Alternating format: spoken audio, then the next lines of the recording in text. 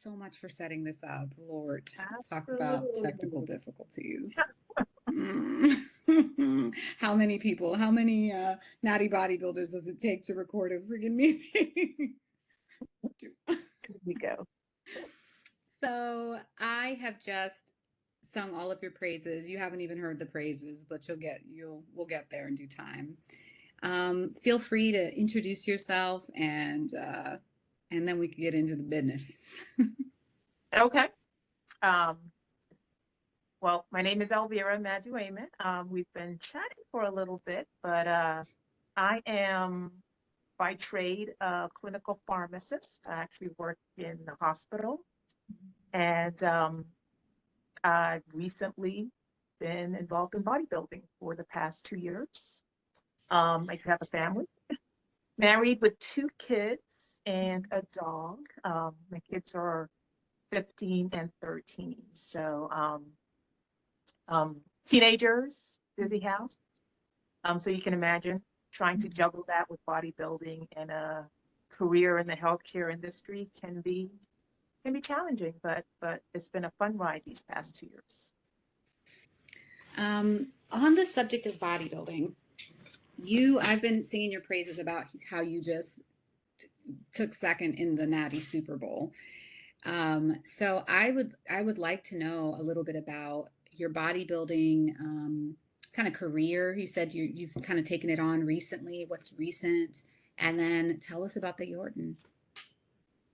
Yeah, so I've only been bodybuilding for 2 years. I actually started back in 2020.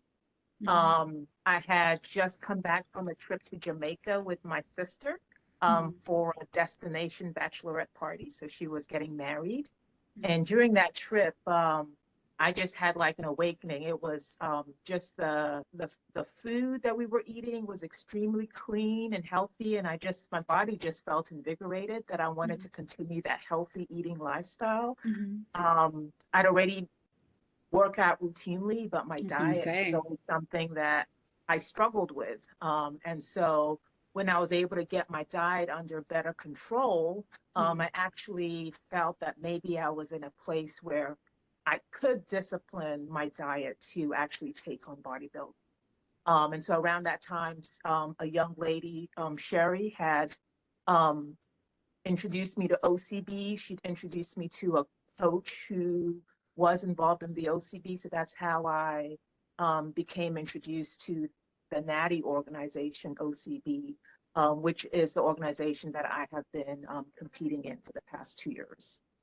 So you found bodybuilding and you had started in the OCB and have you competed in other like sanctioned organizations, other natty organizations? No, I have, however, competed in the NPC. So my very first show, um, which was Talk to us. crazy enough, my very first show was actually in the NPC, and that was because I was prepping in 2020. The whole country had shut down because of COVID, and I was in a constant state of prep, and I was just tired. And so I told my coach the very next show that popped up in Greensboro, North Carolina, which is where I live, I am going to step on that stage. And that happened to be an NPC show. So I just paid the fees. I stepped on stage. I did my thing. I actually qualified for nationals, but I really wasn't interested in NPC. I wanted to stick with OCB. And so the very next month, a show opened down in Charlotte, the Queen City Showdown. Mhm. And I did that show and I won my master's pro card at that time. How do you feel about that national qualification in hindsight now? Um, I don't really feel anything different. I really wanted to, I had a goal. And when I have a goal, I really want to see it through. And my goal was to compete in a natural organization. I really wanted to kind of go all the way. Mhm. Once I heard about the Yorton, that was kind of my eye on the prize. I really, really wanted to get on the Yorton stage. And my goal was to win the Yorton. So that's really been my focus for the past 2 years. So no regrets really about not jumping on that bandwagon. And wow, thank you for that context because I mean, in that respect, you really stayed laser focused. it was like incidental. This was available, you did it, and your placing was great and all, but you still had your eyes on the prize. Low, here we are with the Yorton now, but I believe you competed in the Yorton before this most Yes. recent one. So you went for the Yorton, you kept going for it. So tell Yep. us Yep. about your first Yorton and then this most recent one. Yeah. So I competed in the Yorton back in 2021. Mm-hmm. And that was actually my pro debut. So that was really exciting to debut on the largest stage in Natty bodybuilding. Um, so I competed there. It was really exciting. I had a great time. I placed sixth in the overall.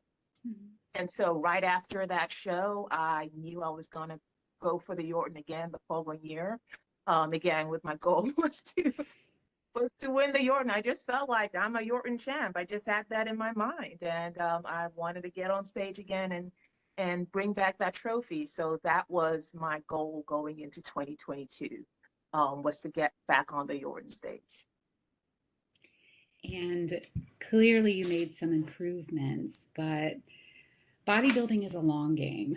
Tell me how your approach, what were your areas of concentration? How did you approach this prep? Having experienced it already when you were more new to the whole world, to then understanding the gravity of the Yorton and also having a lot more training and dieting experience. Like, how did you go about it this time with your eyes on the prize? And what areas were you trying to work on that you felt needed to be worked on? Sure. So my first year in bodybuilding, I kind of winged it quite a bit. I was actually I continued my routine diet pre-bodybuilding, which was intermittent fasting. I just felt that that had worked for me, and so I was just going to try to do this bodybuilding doing intermittent fasting, and it was an extreme intermittent fasting. I was fasting for 20 hours. I was working out in a fasted state at the end of my 20 hours, and then when I came off of that, that's when I fed. So I had a 4-hour window to eat. So clearly, looking back, that wasn't the greatest way to muscle build. So I was extremely lean. I didn't really gain as much size as I would have liked, and so the second go around, I decided to put that to bed and do a traditional dieting regimen, which was eating more frequently. So that was one thing, was to focus on trying to grow. The Mm-hmm. second was my posterior chain has always been a challenge. So my glutes and my hamstrings never matched up to my upper body. I have a very dominant upper body. It gets lean very quickly. So as you know, figure is all about symmetry and Mm-hmm. balance. So I think it was always very obvious because my upper body was so lean and cut, Mm-hmm. that if my lower body didn't match up to it, I just looked unbalanced. So my goal Mm-hmm. was to try to create a better balance between my upper body and my lower body. But I'm wondering, how the hell did you prep while intermittent fasting? Did it mean that you cut the calories and the macros during that eating window? Or was there something else that you did when you were doing intermittent fasting and prepping? Or did you even, because you said you were kind of winging it at that time, so did you even I, track I, macros or know what your I did not calories were? track anything. I just kept eating. I mean, I had a coach who was vegan, and she basically would just kind of look at my body and just either tell me to keep doing what I was doing or give me some nutritional tips in terms of what to cut out. But other than that, honestly, I did not really, my nutrition didn't change that much. Now, I definitely introduced cardio, which is something that I've never done before. So that was new and a challenge because I very much do not like cardio. Um, and then, of course, the uh, targeted weightlifting, targeting certain body parts. So that was also a learning curve for me. But yeah, yeah, that first year was just If it weren't you in front of me with the vascularity on your chest. I just need to, just in case you didn't notice, I wouldn't believe it, right? I wouldn't believe your success without tracking and while doing intermittent fasting and all these other things. But here you are. And what comes to mind for me is the whole genetically gifted. That and a healthy amount of ego and confidence, I think, got me through 2020. I just felt very confident, and I really enjoy the stage. So that's the other thing. I really enjoy the stage. I really enjoy being judged. I like people looking at me and critiquing my body. So that really helps. When I've always been fairly active. So that probably helped. But genetically, my entire family, we tend to be fairly lean. Okay.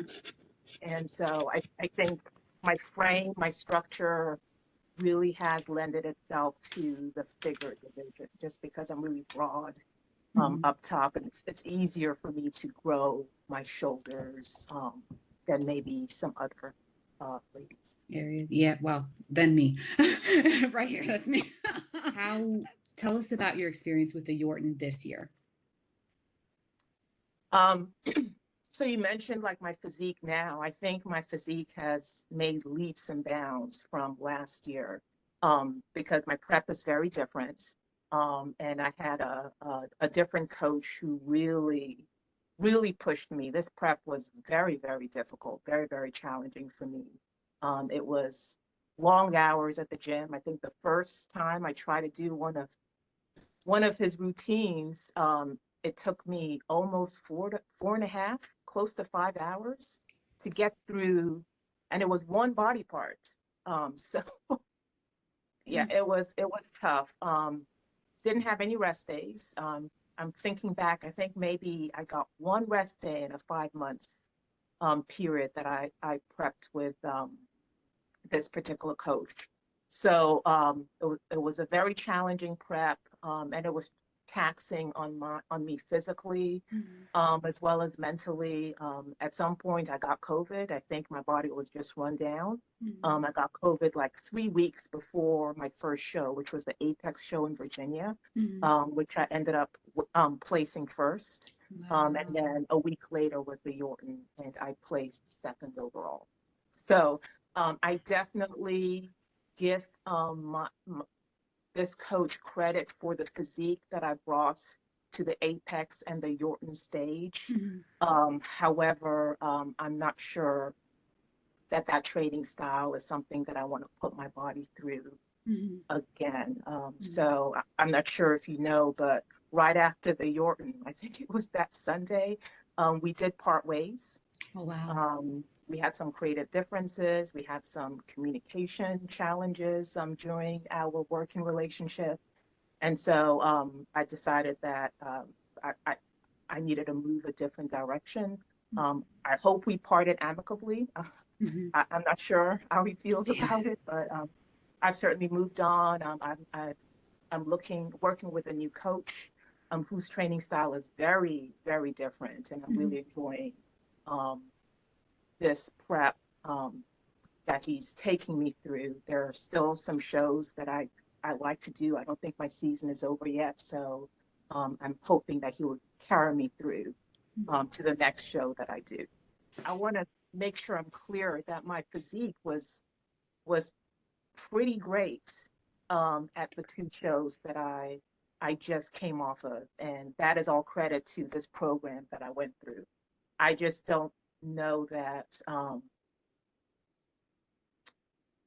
I just think I suffered for it in some other ways. And I would prefer a more balanced approach moving forward.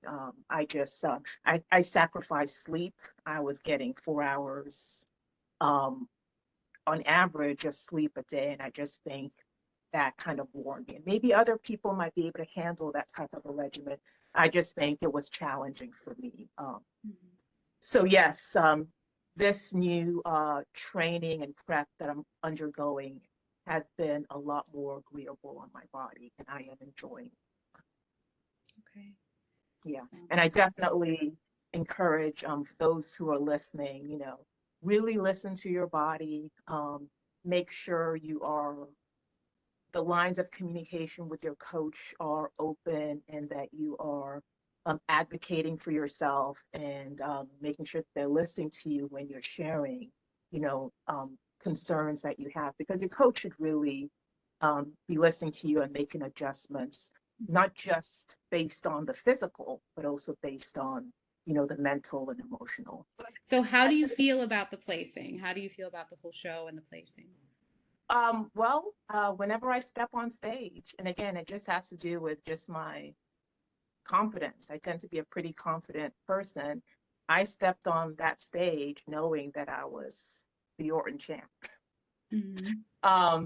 And so clearly coming second was a disappointment. And not to take away from the winner, Cassandra, she brought an amazing physique. Um, her her posterior chain, her glutes, her hammies were just amazing, by far superior to everyone else. And so I definitely want to congratulate her on her win. Doesn't still mean that I'm disappointed that I came second, but certainly progress over perfection. I was sixth last year, came second this year, so clearly doing a lot better.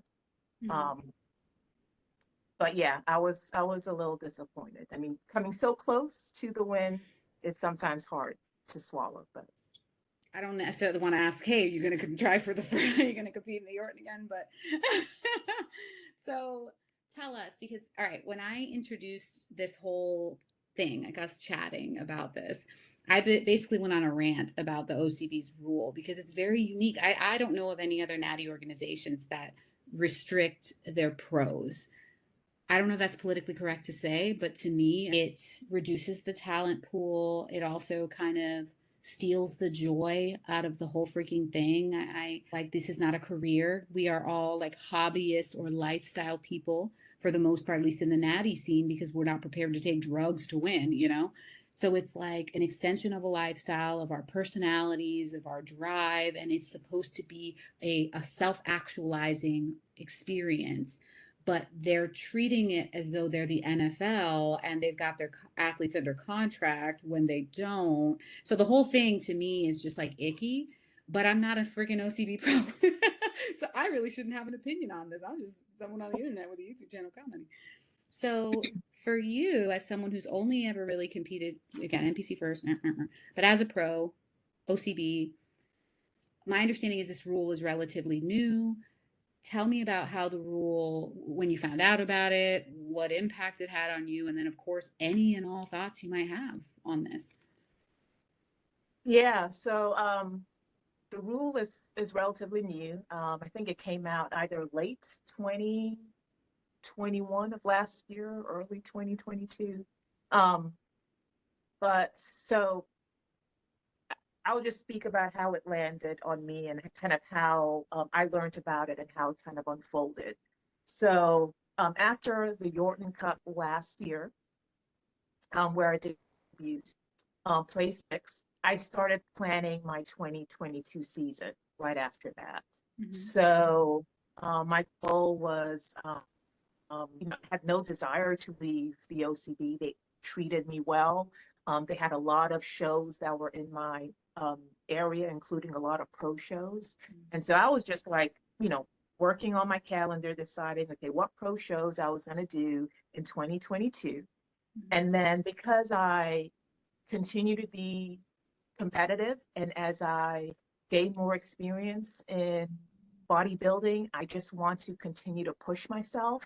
I started learning a little bit more about all these other natty organizations. I started following a lot of other people on IG, and I started seeing these pretty awesome physiques that were not necessarily in the OCB. Mm-hmm. And I was like, well, how do I stand next on stage next to this amazing physique so that I can be more competitive? Mm-hmm. And so I started thinking about which of the end of year big shows that I could do in and outside of the OCB where I could compare myself with the best of the best. Mm-hmm. So my goal, right after the Yorton, this was my plan that I'd laid out, was I would do like 2, 3 shows in the OCB, and then I'd pick 1 or 2 shows of the end of year shows in a different organization, USBF, ENBF, WNBF, NGA. There are gazillion, to tell you the truth. I was actually very confused. I was like, why there's so many natty organizations out there? And there was the Mr. America. I was like, oh, well, that's great. All the natty organizations came together, this one big natty end of year show, the best of the best. Yeah, I'm definitely doing that one. Mm-hmm. And then I started hearing rumors that um, the OCB rule had changed and you couldn't do those shows. So I started researching, try to pull up the OCB website to figure out what was going on, and come to find out that the OCB was restricting its pros to only do pro shows within their organization, or restricted like 4 or 5 organizations that they felt were qualified to, were comparable to them in terms of their rules and regulations around drug testing. Mm-hmm. And I understood kind of the background behind that. They wanted to make sure that they were creating an equal level playing field, that there are ways, you know, people can cheat and all of that stuff. And the way it landed on me was, oh, you can't do that. We want to contain you within these organizations. And I felt it didn't land very well. It didn't feel great. I talked to other folks who were in the OCB, kind of asking them about their opinions, some more seasoned pros. And I heard similarly that there was a lot of concern, frustration around it. Come to find that there were OCB pros that I wanted to step on stage with and compete against that were leaving because of this rule. So in my mind, it felt like they were going to push some folks away. We were going to lose some really good pros, and that it may possibly dilute the talent pool. The talent pool, right, within the OCB. Because I started feeling that way myself. And I feel like I'm very competitive. And I might have to leave, or I might get kicked out because I stepped on a stage that they didn't feel was within their rules. You're like, if I was as good as you, I would want to try to compete in more shows. Just like you're saying, like just more opportunities, and to be compared with other physiques that you're impressed by. It's one thing to walk into a show blind and not know who's going to be there and just be like showing up to see how you stack. It's another when you're the caliber of athlete that you are, and you're just like, I actually know some of these, I follow some of these other pros, and I want to have the experience of like seeing how I stack up against them, and not being able to do that. How did you feel about, like, did you consider, wow, I might have to leave? And then how did it feel thinking about having your pro card that you had earned, I don't know what the word is, I don't want to say stripped, right? But rescinded. Like, I felt very conflicted because I really felt an allegiance to the OCB, even though I don't know why, but I really felt that was the first organization I joined. I learned more about their history. I felt like this was, you know, one of the better natty organizations. So I kind of felt an allegiance to them. So I really felt conflicted about it. I felt that I needed to abide by their rules, but in abiding by their rules, it didn't feel great either, because I had a passion to, again, step outside and continue to push myself and compete against other natty pros, because the OCB doesn't have a, you know, they aren't the only organization that has great natty pros, you know. And so I really wanted to compete against the best, like I said, the best of the best. So I was very conflicted. After I had planned my 2022, I had to put that on pause. And for several months, I was undecided. I didn't know what I was going to do for 2022. after a while, I started listening to a podcast that the OCB put out. I think it's called The Zen of Bodybuilding. Mhm. And one of their very first podcasts, they didn't address it head on, but they kind of talked about their business strategy. And after listening to that podcast, it made me reflect on why I was putting so much stress on myself because of this ruling that they had made as a business strategy, and that I really just needed to follow my heart and just do whatever show I wanted to do. I'm 45. I was just going to I'm not say, going is to the be in the clock sport. tick? I mean, I feel like the clock is ticking for all of us, generally speaking, especially as natural athletes. How much longer do you intend to be in bodybuilding? Girl, I'm already feeling the effects of agitis. I've got back issues. I've got knee issues. I've got just getting old issues. There's certain exercises that I can't do that I have to modify. So I don't want to injure myself. So I want to make sure I'm in this sport and doing it safely, and maybe not as long as someone else who's younger, who's healthier, could push their body through. So I don't think I'll be in this sport for too much longer. And because of that, I want to maximize every opportunity that I have to step on any stage that I want to in order to best showcase my physique. And like I mentioned earlier, I like being judged. So I want other organizations, other judges, other federations to look at my body and tell me, what they think about my body. And so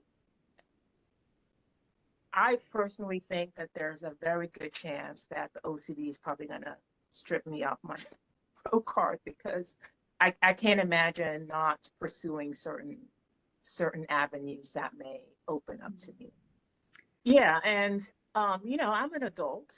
I'm an informed consumer. I understand again why the OCB has put these restrictions, and so if I do choose to venture and do a different natty organization that maybe they don't think has as stringent as rules as they should, that's my choice. Then I'm competing against someone who maybe might be cheating or whatever. But again, that's as an informed consumer, that's my decision to make. It's like the thing I hate about this rule is that the only context I have for people being stripped of something they earned is when they do something wrong, like cheat. So how does it feel for you? Like you're saying, your conscience is clean, and you're an educated consumer, but truly, if you were to compete in an outside organization and you were to receive a call or an email saying you're no longer an OCB pro, like, do you feel any sort of way about that as far as publicly or what your image might be or like what the implicate, like, does that question even make sense?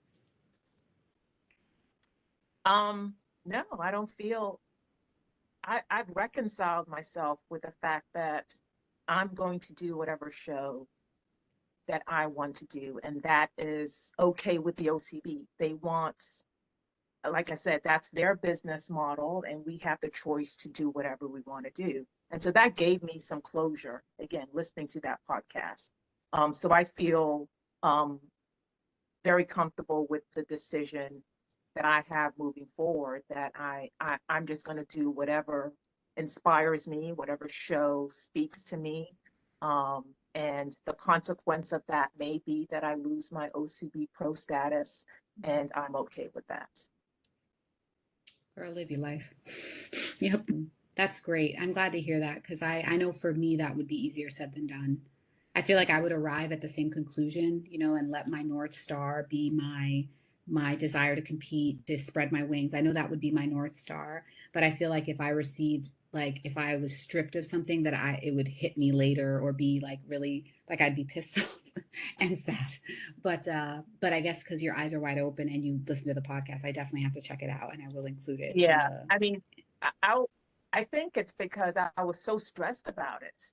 I was so stressed about it before, for months. I couldn't make a decision. Mhm. And the ability to finally make a decision and be okay with it just relieved all this pressure and stress that I had, that it just felt like it, I just felt an overwhelming sense of calmness and okay with my decision.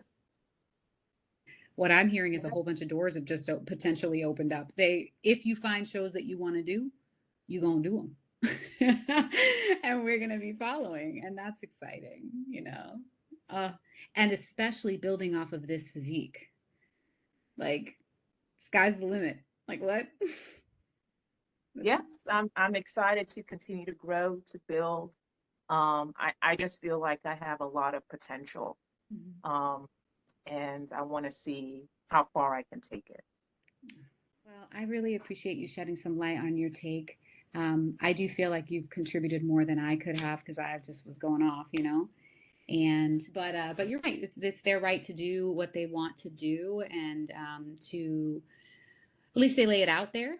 You know, they let their athletes know. So if you compete in the OCB as an amateur and you're looking to earn your pro card, then you'll know what the pro card entails and the uh, options for you there. You know what you're able to do or what you're not encouraged to do. So Mhm. it's all transparent. At least there's transparency. So that's Yeah, wonderful. I really wish that the Natty organization could somehow coalesce in some factor. And I do feel that because there's so many of them and they have their different rules, that Mm. it creates, I mean, politics just inevitably kind of comes in there, you know. Um, and that is one positive thing about the NPC and the IFBB, is that there is just one organization, one road to becoming an IFBB pro. And it's just easy. It's just simple. Whereas, you know, with the Natty organizations, it's kind of all over the place. What's next for you? Well, like I said, I do have a coach that I'm working with that I'm hoping will be able to prep me so that I can um, at least do a few more shows by the end of this year.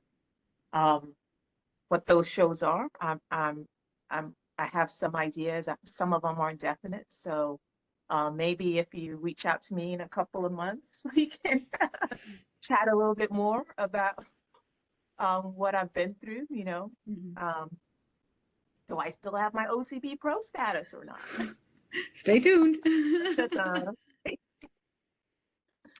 Um, so yeah, so I'm hoping to at least do one or two more shows this season. I'm so blessed to have a sponsor who is sponsoring my suit. So Erica is the name of the lady who makes my suits. Her company is called FlexiBella Couture. mhm. And she sponsors a lot of very high profile athletes. So to be in the midst of those athletes to me is just an honor, and I feel blessed. Um, the quality of the suit that she made for me is just superb, and I encourage anyone who is willing to pay for quality, Mhm. because her Mhm. suits definitely aren't cheap, but they are beautiful and well made. Mhm. Now you can use my discount code and get I at was least gonna say, 10% help us off. out So here, man, because I've that might seen those suits and they're make it a little bit more gorgeous. And affordable. But yes, gorgeous, gorgeous suits. I definitely wanted to shout her out and recognize her. Um, you had mentioned earlier about if there is someone who kind of is a sounding board for me regarding some of the complexities around bodybuilding. And I just wanted to recognize my trainer, Kamau, who has kind of been by my side through this journey, through all the different coaches that I've had, and he has really helped support me. He's really helped guide me, especially with the training programs, um, and we've we've just developed a really close working relationship. And I really want to just kind of recognize him for just being there for me and supporting me and helping me through some of my my challenges. And then finally, Lori, I really need to recognize you for your podcast, for being so transparent and open about your journey. Certainly, there are many of us, myself included, who put information out there. They tend to be very one-sided. So if you follow me, you just think that, oh, well, Vera is just always happy and dancing and posing and just looking fabulous. And you never Yes. hear about some of my lows through my journey, some of the struggles I've had, especially through this prep. This last prep, it was very challenging for me, but you never saw that side. So it can be very lopsided in terms of what we put out to the public. And so for people like you to really share the reality of bodybuilding, all of the challenges, the highs as well as the lows, I think is extremely important for folks who are new to bodybuilding, folks who are interested in trying it out so that they really understand what they're getting into. And then folks like me who sometimes feel like, hey, am I the only person struggling? Because every time I see all the people I follow also post, these amazing IG videos, but it's good to hear a fellow competitor who maybe is going through similar challenges that you are. So I really want to thank you for being so open and honest and transparent with your viewers. They say people have a hard time accepting compliments, so I'm just going to accept that very personal compliment. And I see that compliment, and I'll raise you this. You were vital, instrumental in me launching my YouTube.